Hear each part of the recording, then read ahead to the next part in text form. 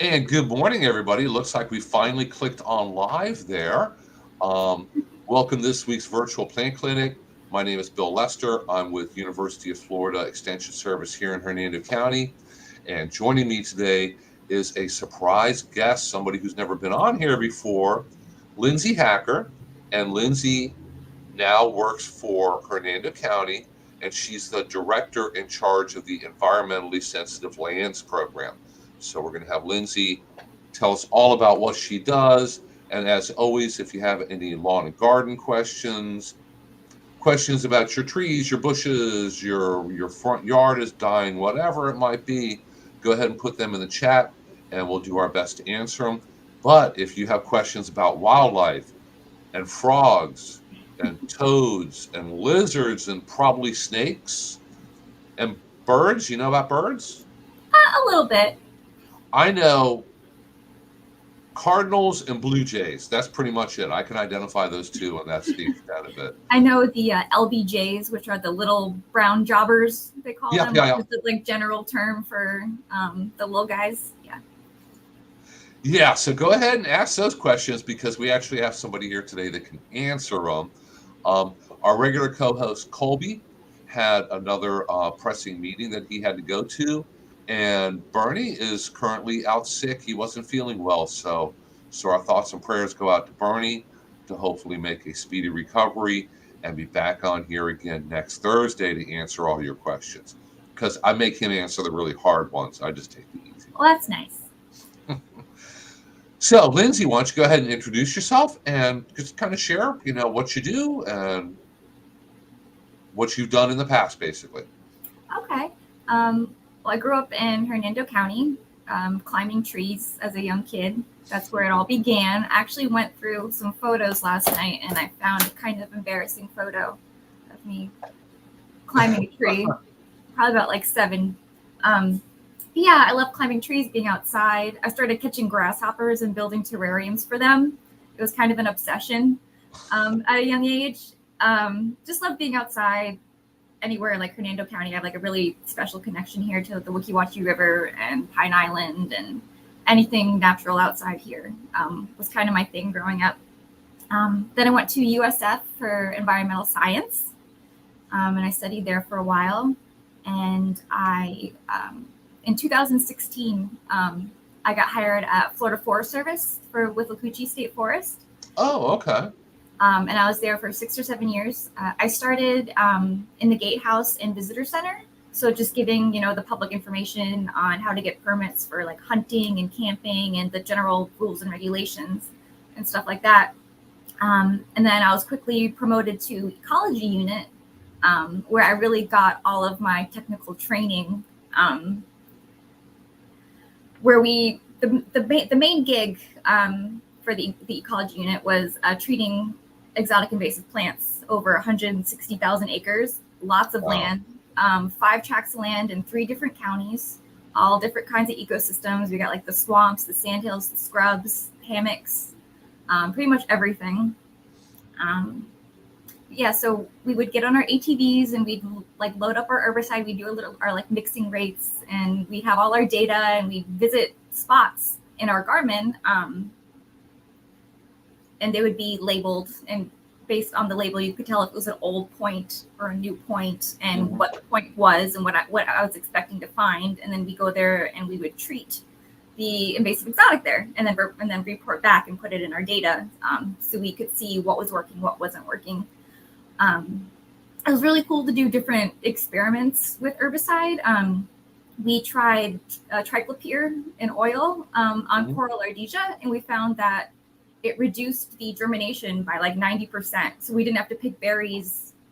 So that was a really cool thing to do. I really love finding like the least concentration, like for like your biggest bang. Yeah, yeah, yeah. So yeah, we did that, and then I met Colleen Werner. Do you know Colleen? Yeah, yeah, I know her. Yeah. Yeah, she's the biologist there, and she took me under her wing, and I still call her sensei. Um, she taught me everything about native plants, endangered plants. So I was kind of her little helper on her special projects, going out and I owe a lot of my growth to her. She taught me everything. And then my interest in endangered plants just grew, and it was really nice to see what you're working for rather than just seeing like monocultures, like ecosystems just taken over, and you're just like, man, there's like all this Kogan grass, and now I got to kill it, or but I got to see what I was protecting. Like, oh, this is a rare fern. Like, this is really important. There's only so many populations here, and I really need to fight to save this. So it was really a morale booster, rather than, just seeing all the negative. Yeah. And then she passed on some of her responsibilities for her bat talks. She would do public outreach for bats, for the Florida bats, because we had a lot of caves in the Withlacoochee State Forest, especially in Citrus County. I think it was only Citrus County. So I took on her surveying. I would go in the caves and survey with the FWC biologists. I would attend the Florida Bat Working Group conventions, and then I would do her, I formulated my own bat talk that was anywhere from 30 to 60 minutes. And anyone who requested one, I would go out and give a talk. And those were really satisfying for me. Those are probably my favorite days. Environmental education, I think, is really, really important. And then fast forward, now I'm here at Hernando County Conservation Land Specialist, and I'm loving every minute of it. We have 5 preserves. We have Chinsaget Hill Manor. Have you been there? Oh, yes. I've been involved with that. I've been here with Extension for about 10 and a half years, and I've been involved with them on and off since I started. It's changed hands a number of times, but I mean, the building and everything, the property remains the same. Yeah, I think the city of Brooksville now has the manor house, but we have the area surrounding it, I think, is what it is. There's Chinsaget Manor, and right now one of the things that I'm trying to focus on there is there's a endangered sinkhole fern in one little area behind the manor house, like in a ravine. Oh. And over the past few years, I've been going back there and like monitoring it and trying to see what we can do, because the shade in the canopy cover is coming down, and it's kind of affecting them negatively. And so the frond count went from over 100 to, I think it was like 48 when I visited it the other day. And it makes me really upset. So I'm going to try to do a little restoration and plant some cypress out there, so we can, instead of just having a shade cloth, which is a kind of our temporary solution right now. So that's my main project at Chinsaget. And then the big thing that we're working on right now in conservation lands for the environmentally sensitive lands is Lake Townsend. I think I've been there maybe once or twice. That's it. Yeah, they have, you can fish there. You can launch your boat from there. There's a pier that they're going to be redoing. There's a playground, pavilions for, like basic recreation. And then there's also horse trails. Yeah, I was going to say, I thought that you can ride your horse out there also. Yeah. They recently did a hardwood sale where they took out all the hardwoods because we're trying to restore it to native sandhill for gopher tortoises. We're going to work on it being a relocation site for gopher tortoises whenever they come up in like development and they need to be removed and put somewhere, Yeah. A nice new home for them. So that is Are you certified to move turtles? Not yet. October. Okay, I know that there's a certification for that, and you have to be certified to legally be able to move them around. You can help them across the street if you need to so they don't get run over. Yeah, as long as it's like in the direction that they're going. That's like a big tip. Yeah. People don't know, because if you bring it back to where they came from, they're just going to try it again. But yeah, October can't come soon enough. I'm very, very excited. I'm working with my friends from Florida Forest Service to get that area burned soon. We're waiting on the weather. It was really, really dry, so we couldn't burn because, we didn't want to start any spot fires. And there's a lot of like people that live around there. So we don't want anything getting out. And then when I spoke with the forester the other day, they were concerned about the winds, the high winds. So it's been very windy. So you have to be within like certain parameters for like wind, temperature, humidity, and all that for you to even be like considered for a burn permit. So that's probably the hardest part, moving along with the burning at Lake Townsend. But once that gets burned, we're looking forward to having Common Ground Ecology. There are these contractors come out and do like a vegetative survey, so we can submit our application to receive tortoises. So it's all kind of waiting on the burn. So yeah. So that's Lake Townsend. 3 other ones. We have Thicket Hammock. Have you been there? I've never been there. It's off of Centralia. Yeah. By 476 over there. It's really nice, shaded. The only thing there that might cause someone some tribulations would be like roots and stuff. So you kind of got to watch your step. And out there, I'm basically just mapping and looking for, the listed plants, the rare and endangered, and I'm mapping the exotic invasives because I want to get my pesticide applicator's license so I can go out there myself and treat them. But it's really, really nice out there, quiet. A lot of people like to walk their dogs out there on a leash. So you should take your dog out there. What was your dog's name? Cashmere. Cashmere would love it out there. Yeah, here, there we go. There's Cashmere. There he is in bed. He's getting a little older and creaky, but he still likes to go out and walk. And can't go quite as far or as fast as he used to, but he doesn't let that stop him. Yeah, it's only about, I think, 2.3 miles. There's 2 loops that come together, so it's not, that arduous. Yeah, Thicket Hammock is really nice. Then we have Cypress Lakes, and it's kind of near Sumter County by Ridge Manor. Yeah, I think I know where the entrance is, and I've driven past that area a million times. I've never gone there and gone hiking. I've heard it's really good hiking now, like very diverse plant communities. Yes, yeah, you have like the shaded like cypress swamp area, and then there's a lot of scrub where I found a lot of gopher tortoises when I went there last. It's really nice to see them. Can't touch them though. Yeah. Need to leave them alone. Yeah, we're working on putting a boardwalk there to make it easier for people to traverse on the trails out there. So we're gonna have to deal with like planning and drafting and all that, and then get it approved and all that fun stuff, so people can enjoy it a little bit more, have more access. Then we have Peck Sink, which is probably my favorite. I'm very familiar with that. I've been to multiple hikes there over the years. Yes, I'm very focused on getting some trails out there and some educational signage on the Stormwater Recharge Center, which is basically what the sink is. And I feel like every Floridian should know about the aquifer and how they contribute to it, and just how everything works. It's really important.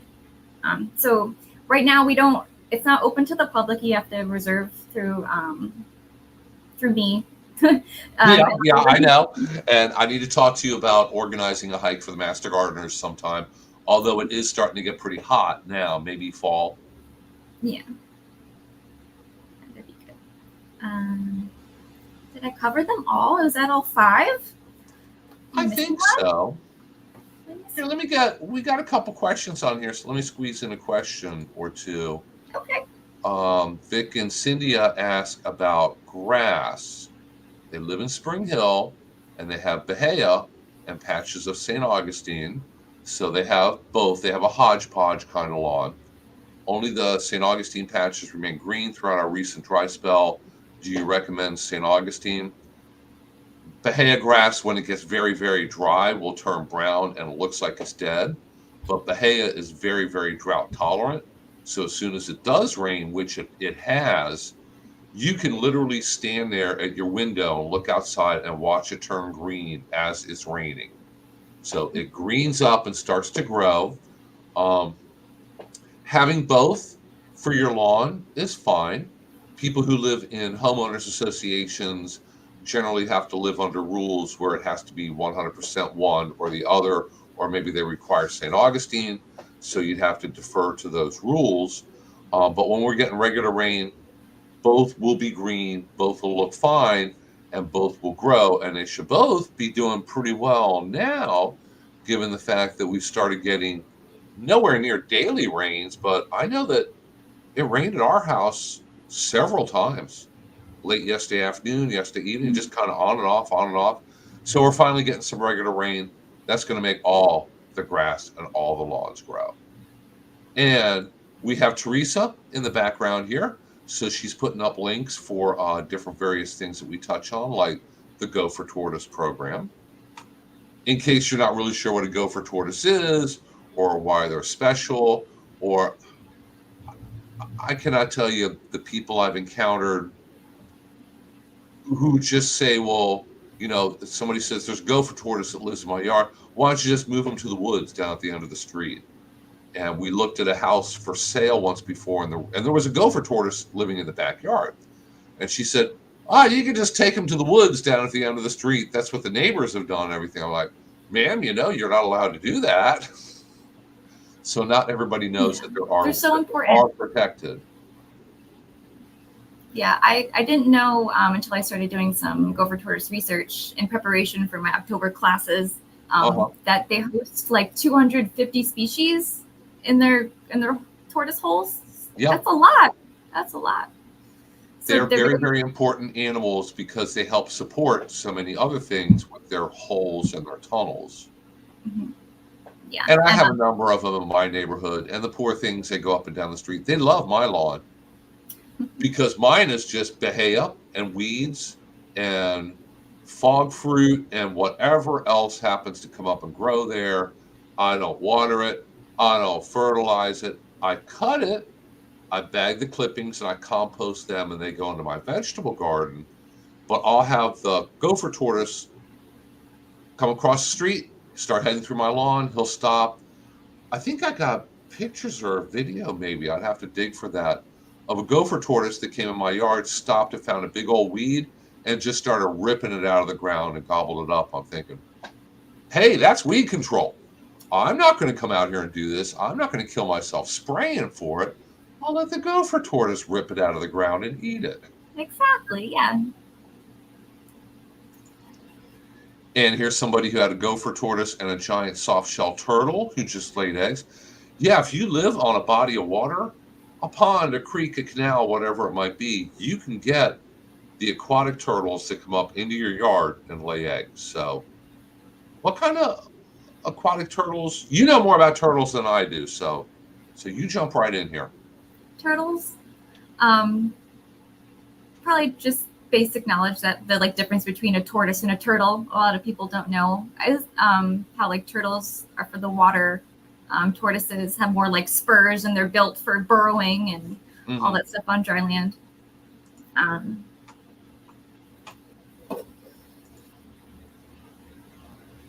And Teresa points out that you're a really good frog catcher also. She's so sweet. She might be biased because I was doing her a favor, but they're doing really well. Yeah, the Cuban tree frogs. I got about 4 of them now, and I still have to catch another one that's out there. We have a lot of them around. Unfortunately, it's an invasive frog. What do they? Don't they eat literally everything? They eat all the native frogs as well, which is kind of sad. Really sad. Yeah. But yeah, they are voracious eaters. Voracious, whatever the term is. Yeah. And they can get quite large also. I know we've had really large ones by the front of the building here. Yeah, they're about 4 inches, I think, the ones that I have in my tank right now. Yeah, I know. Fatter by the day. They get a lot larger than native ones. Mm-hmm. So if you say a really large tree frog, it's a Cuban. It's not a native one because the native ones stay smaller. Right. I like to tell from the really cute big toe pads that they have. That's a big indicator for me that they're Cuban tree frogs. Yeah, I've just never had the time to sit down and study and work with birds and frogs and toads and snakes. I know what black snakes look like. Every house I've lived in, I've had a black snake in the yard. Black racer? Yep. It's never an indigo. I'm always, is it an indigo? Which is, endangered, super endangered, very rare in Florida. And one of the friends of the Gopher Tortoise But yes, I always see a black racer. I actually stepped on one yesterday at Chinsaget. It was my first time ever getting that close to one. But yeah, super cute. And we got another quick question here about what's the best and easiest way to track when to fertilize and harvest what we plant as far as vegetables and fruit trees go. Fruits and vegetables are going to be based on exactly what they are. So, generally, I mean, if you're getting your vegetable seeds in a little packet, it's going to tell you how many days to harvest. That's just kind of a general guide. If it says 60 days to harvest, it's not going to be ready in exactly 60 days. Weather kind of influences that. Rainfall, how much you water, how much you fertilize. I know, as an example, carrots, I think are supposed to take generally 60 days between when you plant them and when you harvest them. Mine always take longer. I have really good luck growing carrots, but they always take longer than 60 days. So the packet can give you a general guideline, and then just keep a notebook. Start a notebook and mark down when you fertilize different various things, and that way, if nothing else, you can look back when you did it, and you can plan out when you should do it again. So I'm not very good at it, but I know that keeping decent records can help a lot from year to year to year. If you have really good luck growing lettuce starting it around a certain date, you can actually write that down. It gives you something to work with in the future about when to plant it again, when it's going to be most successful. But always keep in mind that weather and rainfall, and then your care as far as watering and fertilizing, has a big impact on how well things do too. Yeah, apparently black racers are friends to the tortoise, and Southern Reporter says that they love the tree frogs, but the BB gun loves the bofo frogs, or the bofo. Are they frogs or toads? The great big toads. I've never heard of a bofo frog. This is new to me. Yeah, they are. There's another. That's just one of the common names for them. Um, they're poisonous. They can be very, very harmful to pets, especially dogs that get a hold of them. So Cuban tree frogs and the bofo toads or frogs are poisonous. Are they also similar to like sugarcane toads? Is that another name for them? Yeah. The ones that get really, really, Yeah. really big. Yeah, they're also sugarcane toads because they were taken to Australia and released to help control pests in sugarcane, and they do a terrible job at that. But they reproduce like crazy, and it's another one that eats everything that's smaller than it is. No. So, cane toads, that's it. That's the most common name. So cane toads are, and Teresa has some information up here on them about how to, why they're bad, where they came from, how to identify them. So cane toads are another unwelcome one here too. Bassem asks a gardening question here. Can we grow lychee trees in Central Florida, and what is the best variety? I know that, what is it, Buford or Sweetheart are the two main varieties of lychees. And Bassem, I'm pretty sure that you live in Seminole County. That's really touchy for growing lychee trees because they can be damaged by temperatures that get down close to freezing. Even if it doesn't get too freezing, you're going to get a lot of damage on your lychee trees. And that could happen most winters in Seminole County. So you are literally on the line. You can try growing them. You're going to have to make plans in advance. How do you keep warm on a cold night in Seminole County? So don't know too many people who grow them in Central Florida. The furthest north, I know that people grow them around Lakeland and Tarpon Springs.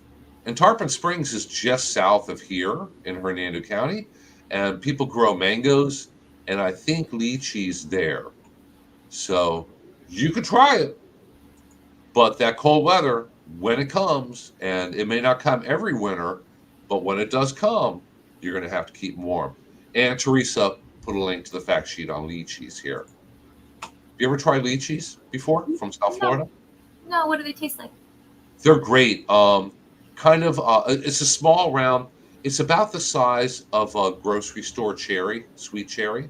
Okay, I like cherries. And they have kind of a hard pink skin. You take it and you rip the skin with your teeth, and it takes a little practice. You pop the contents of the lychee in your mouth, and it tastes like berry like, really tasty. And it's got two seeds. So you got to spit them out like you do watermelon seeds. Okay, yeah, I've heard of lychee tea. It sounded fancy. I didn't know what it was. So thanks for clearing that up. No, the fruit's really, really good. Gosh, people in Miami grow them in their front yard. Huge tree, flowers, gets tons of lychees, and then people have mangoes in their backyard, and you grow mameys. People in Miami, there's a lot of great tropical fruits they can grow. And so many palm trees, yeah. Here, it gets a little touchy because of the freezing weather. Just south of here, it's easier. Um, Down around Fort Myers, they can grow all those things. On the East Coast, up around Port Canaveral, they can grow most of them because they're close to the water also. Okay, so like it's kind of like how people have loquat trees in their front yard. Yeah, loquats do great here because they like and they need some cold weather. I don't know how far south you can grow loquats, though. I don't know if there can be or are grown like down in Miami. So if there's anybody on here from South Florida, or Teresa, if you can look up how far south you can grow loquats. Loquats do great here. You ever done anything with loquats? Like I know Port Richey or Newport Richey every year has a loquat festival. Do they really? That's Yeah, fun. somebody told me about that, and I'm trying to remember when it is. I think it's around March or so. So big festival. People will make and sell loquat jams. I looked it up once before, and there's probably 30 different named varieties of loquats. Wow. So it's not just loquats, it's a whole bunch of different varieties, and they're all a little bit different. This one's bigger, this one's sweeter, this one flowers earlier, this one later. So a lot of different loquats you can grow. I've eaten fresh loquats, never tried the jam. I hear it's good. And Teresa put some information up about loquats here. So, hey guys, if you have any questions, lawn, garden, toads, snakes, go ahead and put them in the chat, and we'll do our best to get them answered here. So, you mentioned earlier that you work for forestry, I think, out there in the woods controlling invasive plants. Yes, for the Withlacoochee State Forest. You know, Colby did that for swiftmud, controlling invasives on swiftmud property. And I can't tell you how often I see on Facebook, on my phone, in different gardening groups, people will argue about invasive plants.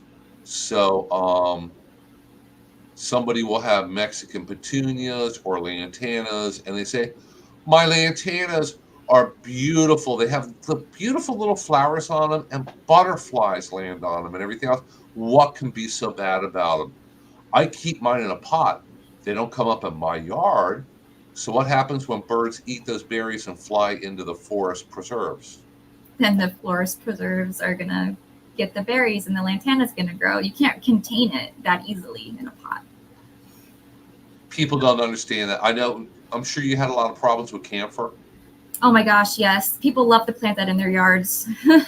It's such a nuisance. It's everywhere.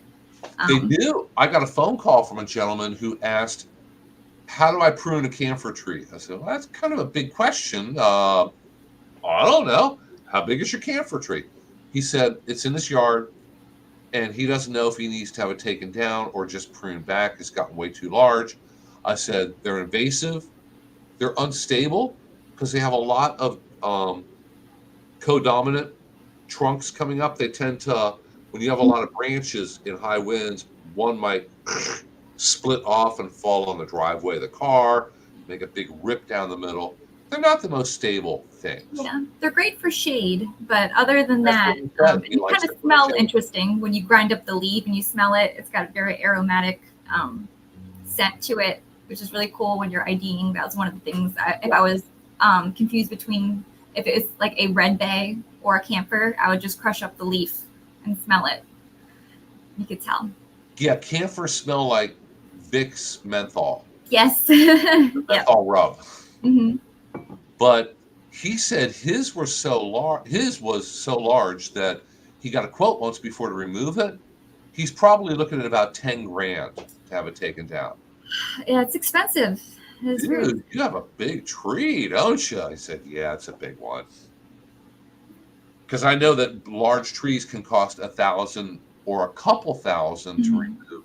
It depends on how close to the house they are, how difficult it is. Depends on a lot. Yeah. But yeah, I said, contact an arborist and they might be able to prune it back some. But you really don't want camphors. And camphors do get the little black berries. Birds eat them.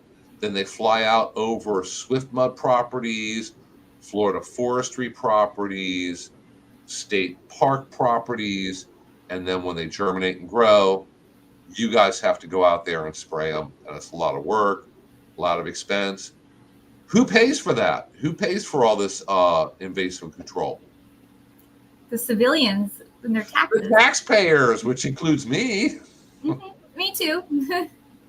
So I always try to remind people that, if you want to cause the problem, you're going to have to help pay for it to fix it. That's a good point. Yeah. It's hard to keep some of the invasives out of the stores too. Like there's no plant police. So you'll see like Boston fern and lantana being sold in the store, and it enrages me, but there's nothing really you can do but educate people on what they can do and what to buy and what not to buy, and certain like alternatives. Like for example, a coral ardesia. A lot of people like the red berries and how pretty it is. They are pretty in a shady area. Mm-hmm. I mean, if you're hiking in the woods and you see like a little creek and the coral ardesia grown in the shade next to it, they are pretty. But they are invasive. They're bad. They spread like wildfire. But you could just as easily plant wild coffee, the Psychotria nervosa. I like that name. It's like for wild coffee. We have it right out the front door here. If you've ever looked at the native plantings out front, we have 2 or 3 varieties of wild coffee out there. Oh, wow. Cool. Yeah, I haven't been out there yet. So, we do a lot of education and a lot of classes, teaching people, grow this, not that. Don't plant the invasives. Remove them from your yard before they spread somewhere else. So, always a struggle, always a problem. And a lot of people just don't. They might think that if it's pretty and butterflies like it, it must be okay. Not necessarily. Okay, Teresa found that loquats may be found growing from 20 degrees to 35 degrees north. Where is that? And are best adapted to subtropical and warm temperature climates. Loquats, subtropical evergreen fruit. So yes, loquat's going to do very well in Central Florida, but I don't know how far south, but they do just great here. Really good landscape tree. Also, they're very attractive. Very pretty, yes. And Teresa's putting up information on coral ardesia, very, very common invasive plant here that once it gets loose in the woods spreads like crazy. Mm-hmm. Did you know that the berries come in different colors sometimes? There's white berries as well, and they mix with the red, and then they'll become pink berries that have that chinsiga. You can see it there, but I thought that was fascinating. I think I've heard they have different colored berries. How are the air potato vines doing up at Chinsiga? Because I was involved with the initial release of the air potato leaf beetles up there Hmm. a number of years ago, and I put together a program called the Air Potato Patrol, where we worked with researchers from FDACS to take care of public education, and we recruited, gosh, over 500 citizen scientists around the state to give information back to the researchers at FDACS to figure out where are the beetles, where are the beetles not at, how well are the beetles doing, when do they show up in the spring, because they didn't know any of that. So it's a great program. It's pretty much wrapped up at this point. But Well, how are the vines doing up there? they're there. I don't see any evidence of chew marks from the beetles yet. It's Don't they? early. Yeah, don't they emerge August? Is more of a time They'll they show come up up. as late as August, yeah. Yeah. So they're there, unfortunately. But yeah, I remember you guys were giving out beetles to people. Yeah. Yeah, I had a Yeah, friend. well, they FTAX out of Gainesville was shipping them to people, and all you had to do was fill out a form and turn your form in, and they would ship them to you FedEx free of charge. They don't do that anymore. You know, they stopped a couple years ago at this point raising the air potato leaf beetles. Right now, they still raise the air potato bulbil beetles. They look the same. Technically, it's different species. Yeah. Um, Liliaceras aegina, I think, and they'll ship those if you have a lot of the air potato, the potatoes, the bulbils, the things that Hmm. look like potatoes. Here in Central Florida, if the air potato leaf beetles feed on your vines, as a general rule, that fall, they don't make air potatoes. We don't do air potato roundups around here anymore That's unfortunate because it's because still there's around. so few air potatoes, which is a good thing because that slows the spread of the vines. So they're shipping the new beetles mostly to South Florida. Oh, okay, that makes sense. Did you guys ever do anything with the Brazilian pepper thrips? I didn't really get to hear the conclusion on They that. did, but I wasn't a part of that, and I have no idea what they did. Okay. I know Yeah. they released them. I don't know if they've spread. I don't know if they've had an impact.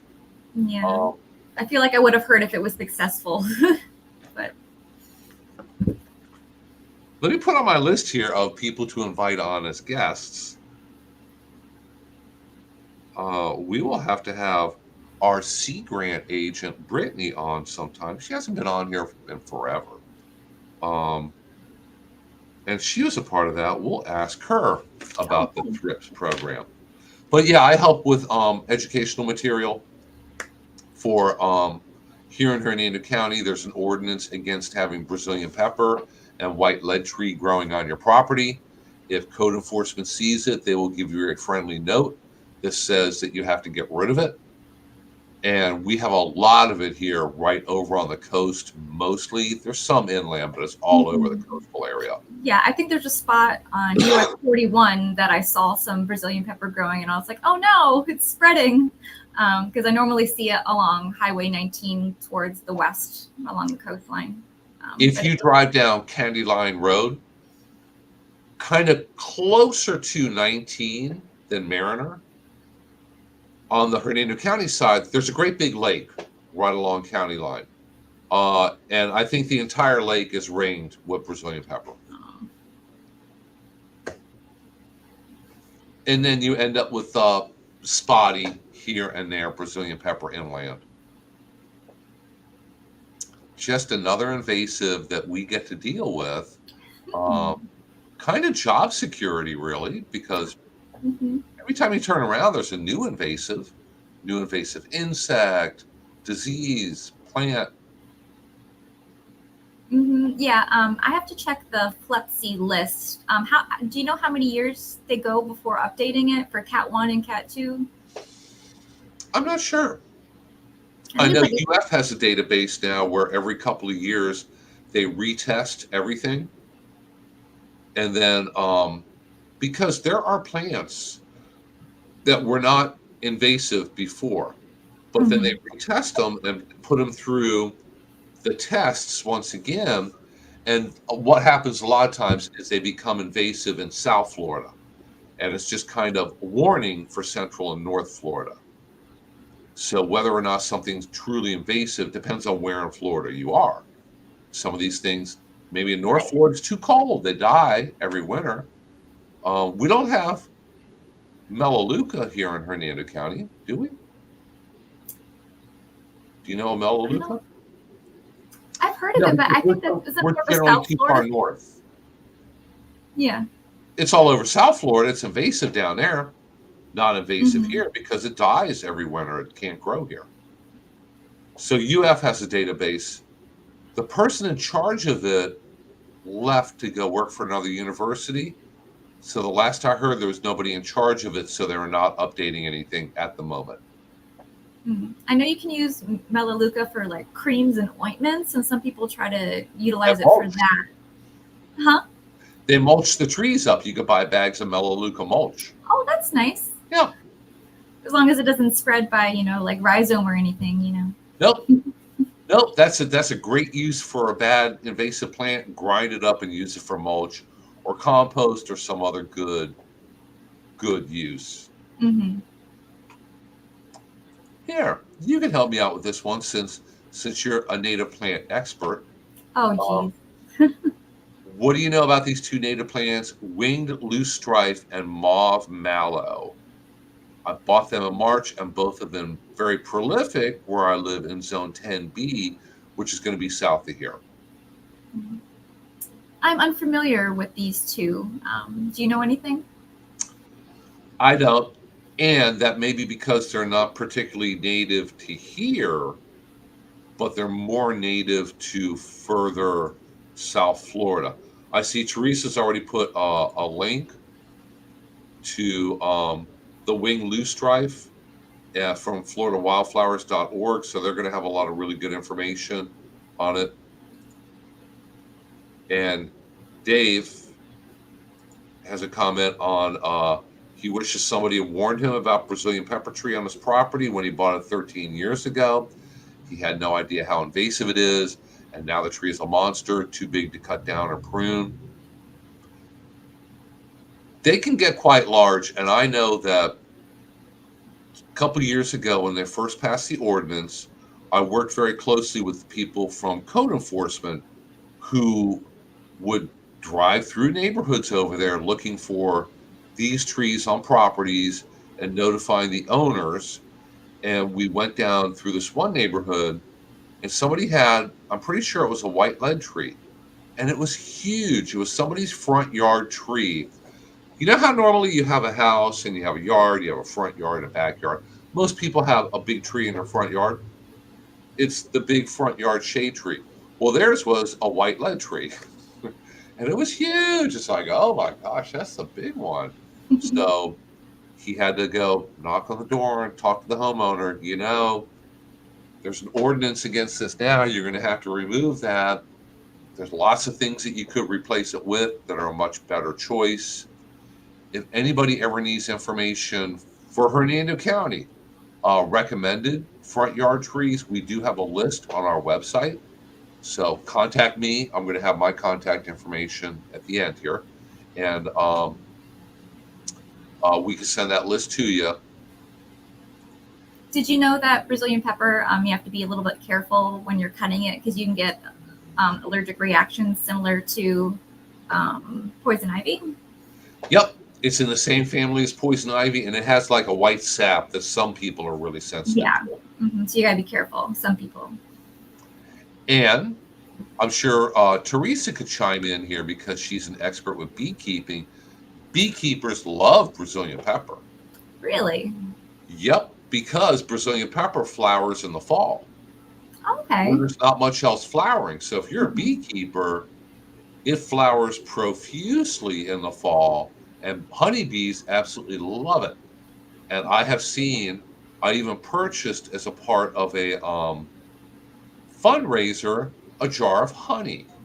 And another common name for Brazilian pepper is Christmas berry. Oh, yeah.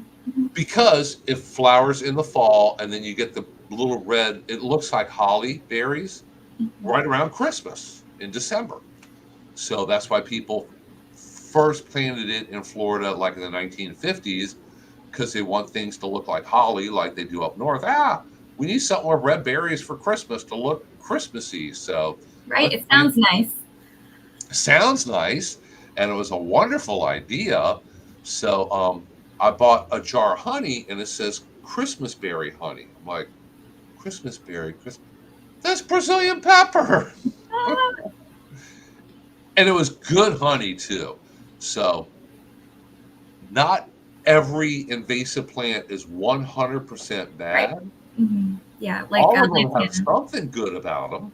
Yeah, one of the invasives that I always felt bad about getting rid of was lantana because of the butterflies. It's like, oh, it's great for pollinators. It's doing something good. So Yeah, and it's pretty flowers, and it turns into a good sized bush, and it's no maintenance. yeah, That invasive lantana, in the spring, just chop it down to the ground and do nothing else. It's going to grow back and flower. Um, the native plant purists and the people with the Native Plant Society hate it when I say things like this, but lantana gets beautiful flowers, it's and it's true. It's true. and white lead tree gets attractive flowers. It looks like the pink mimosa, but they're all white. Yes, It yeah, looks like very a big cotton attractive. ball. So all of these plants, they flower, they look attractive, whatever, but the bad parts by far outweigh the good parts. So don't grow them. Don't think that if you grow it in a pot, that's going to stop it from spreading far and wide, because it's going to figure out how to do that. Some of them, if you let them go, are really, really hard to contain and get rid of. Mexican petunia, if it's growing in your yard, it's going to take a couple years to totally get rid of it. Mhm. You're going to be out there with a shovel, a pickaxe, herbicide. It's a tough one to totally get rid of. So, Right. I think that one propagates through like rhizomes, so it's underground. yep, rhizomes and seeds, Oh yeah. both. Oh joy.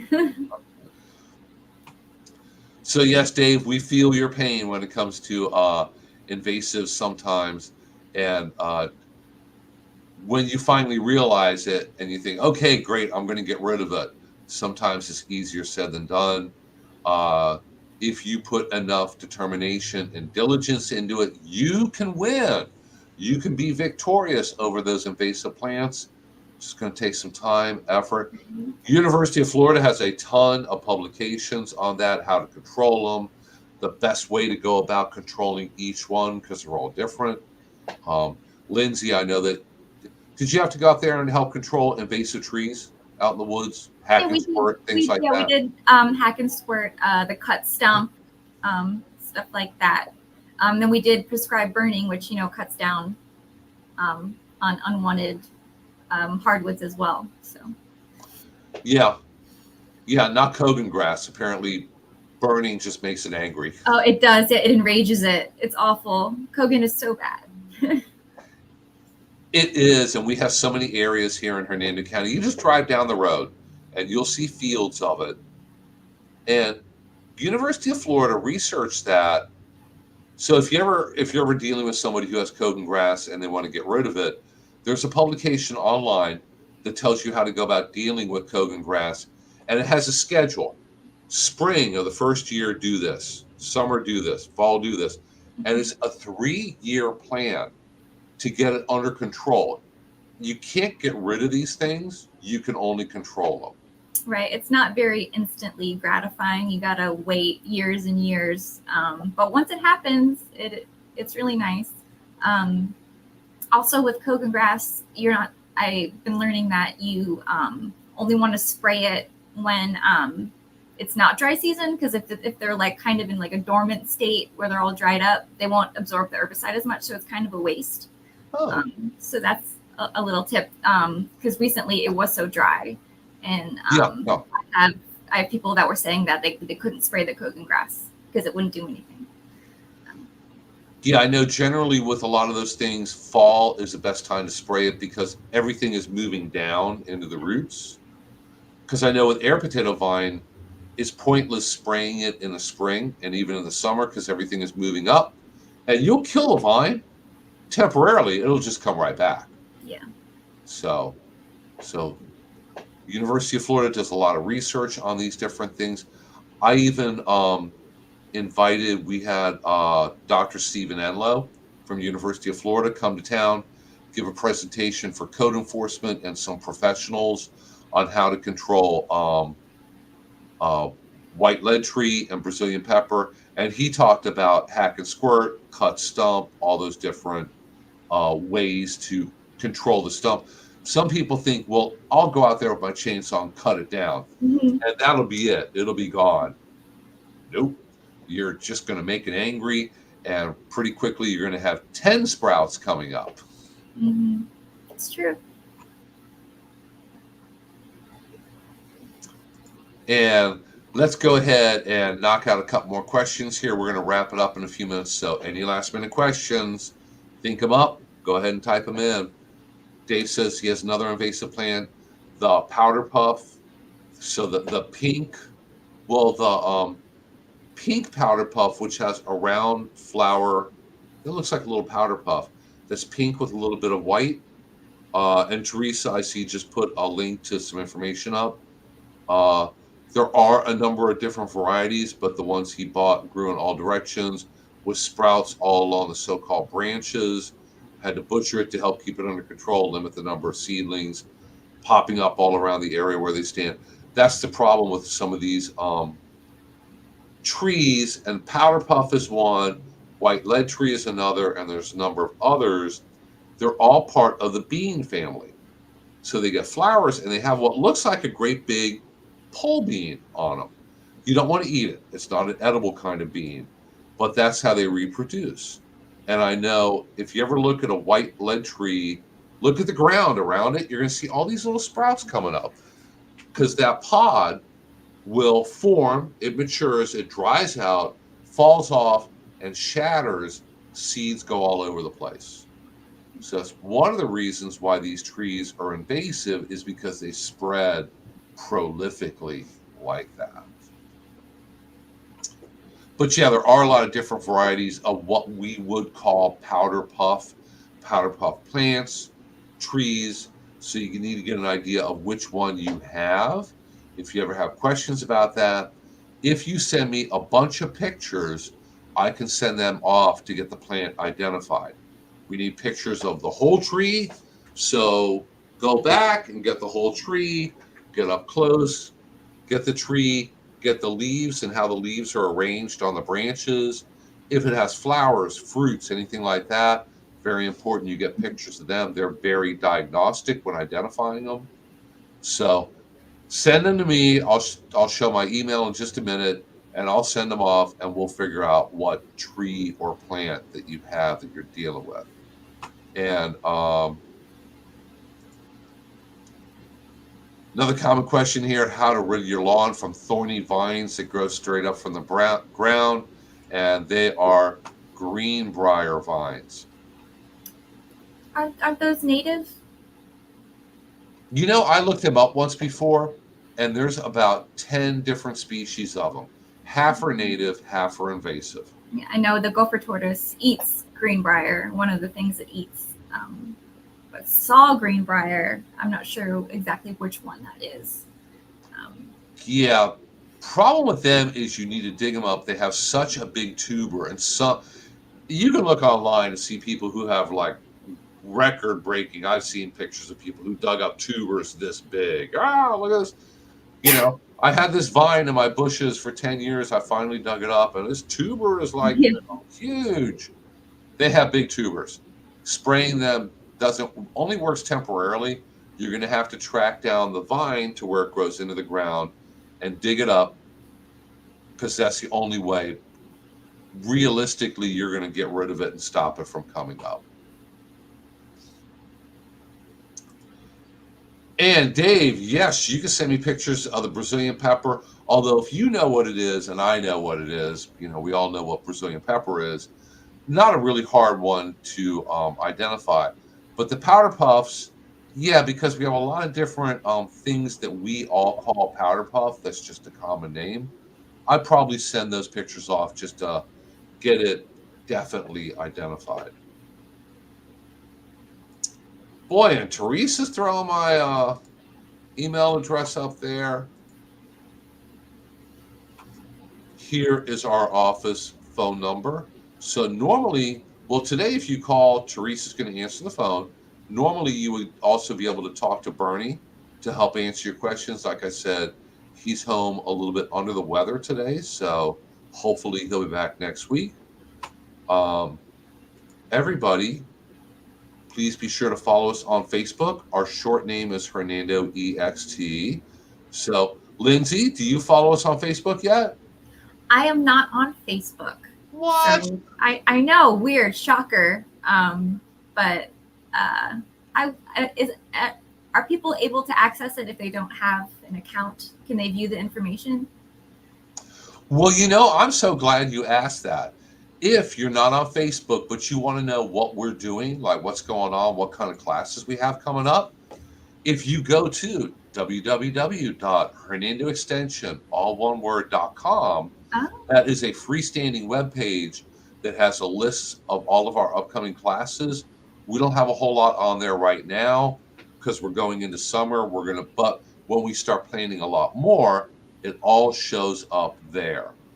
The information about the virtual plant clinic, what you're on right now, we do every week, that's on there. You should be able to watch it through that page. okay.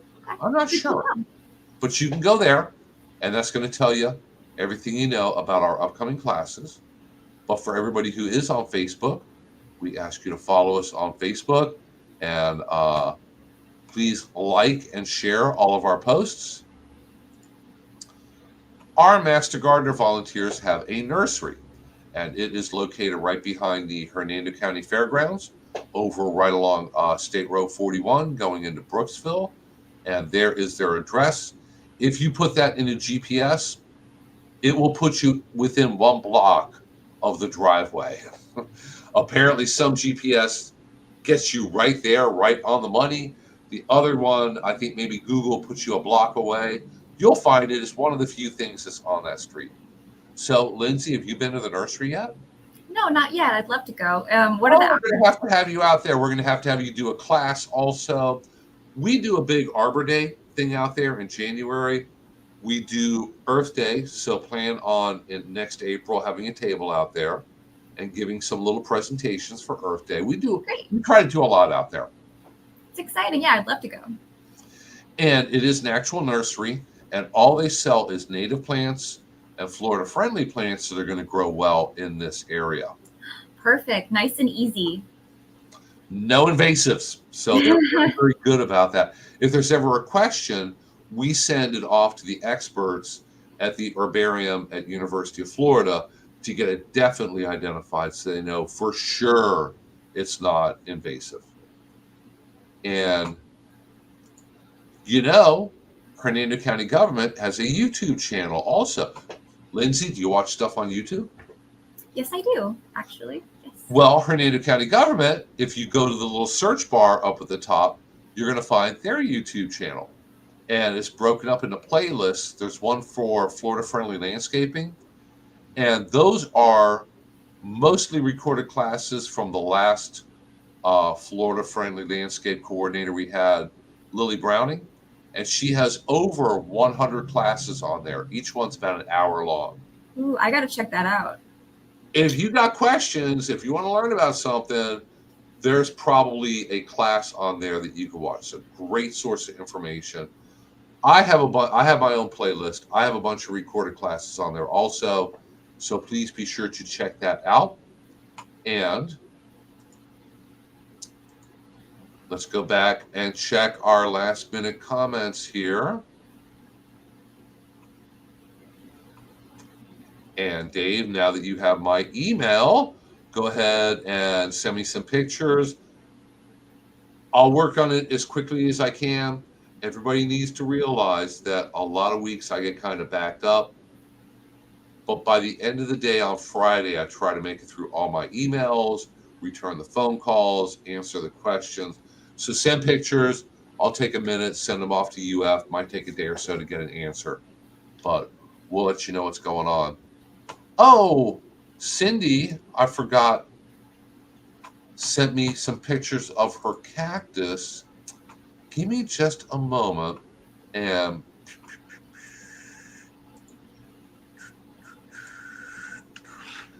let me go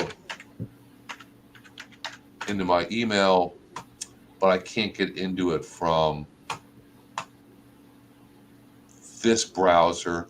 I'll go ahead and upload those, and we'll show those pictures next week. She's got a beautiful hedge cactus, the ones that bloom at night.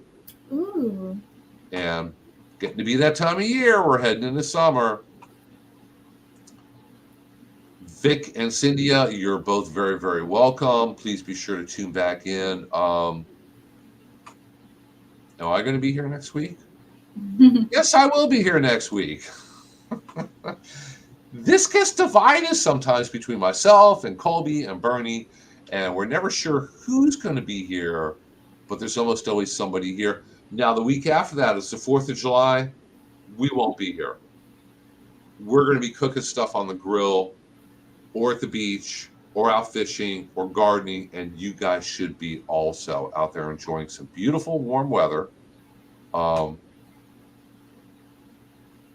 And Anne-Marie says that she's been watching some of our recorded classes.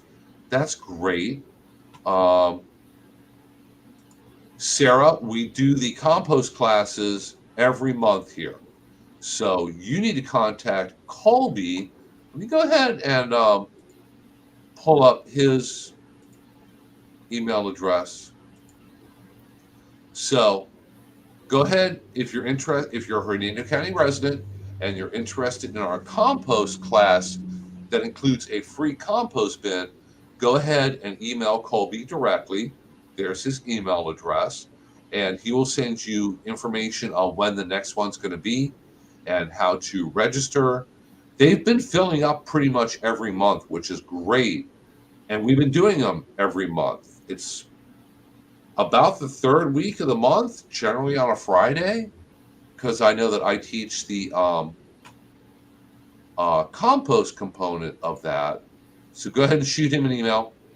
And yes, that is for the rain barrel and the compost class. And he'll send you all the information you need to know. So you are very welcome. Let me turn off some of these scrolling things here. They're starting to make my head spin. So Lindsey, thank you so much. Gosh, it's 11:03, so we've shown pretty good time management here. Not bad. All right. Thanks for having me. It was fun. Oh, thank you so much for coming on. Are you going to come back sometime? Oh, yeah, anytime. Okay, great. You know, people ask all kinds of questions. We do get wildlife and animal and other questions that we can't answer. That's why Teresa is such a huge help in the background, because when I get that blank look on my face, she's Googling it and pulling up a fact sheet and sharing a link to help save my bacon, basically. So thank you so much, Lindsey. Thank you, Teresa, so much for your help.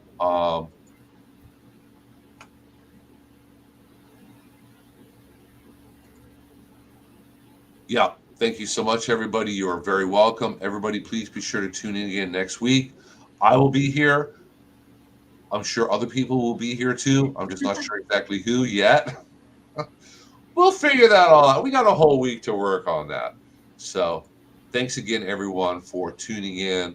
If you guys didn't come on here, we probably wouldn't be doing this. We enjoy it very much. You know, I mentioned Lindsey. This past April, we had our 4-year anniversary of doing this. Congratulations. I know, that's pretty. Every year we have a celebration. Oh, you bet. It usually gets pretty interesting. So I bet. Okay, thanks so much, guys. We're going to go, but hopefully we'll see you all back here again next week. And until then, everybody take care. See you then. Bye.